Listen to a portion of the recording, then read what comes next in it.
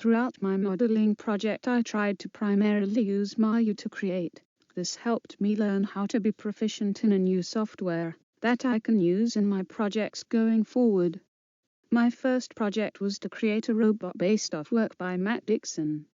I chose to adapt the toaster robot because it seemed like a good balance of challenge and achievability.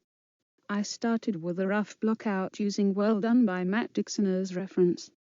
Once I was happy with the general shape, I began to refine the shapes, moving from low poly to more rounded shape more in line with the reference.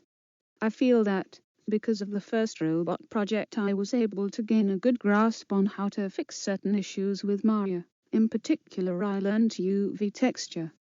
And when it was not working, I learned to check that default shading was not on, or that I needed to turn textured view on. Making the fantasy model was a big step up from the robot. I feel that I improved a lot with my modeling during this. I used a mixture of Maya and Blender for this. Usually I would block out on Maya, then take it into Blender to create the details.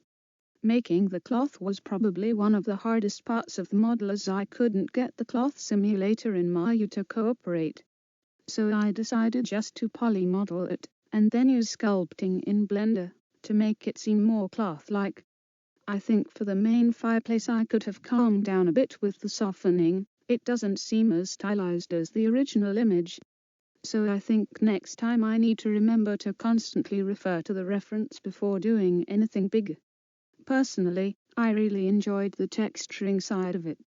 Getting the colors right with the lighting was a good learning experience, because sometimes I would need to mess around with how the textures were presented on the object, adjusting roughness or how metallic it was. Overall, I feel this was a good first try with Maya, and I felt I learned a good pipeline method to do my work in. I even feel that I've learned about better ways to use Blender during projects.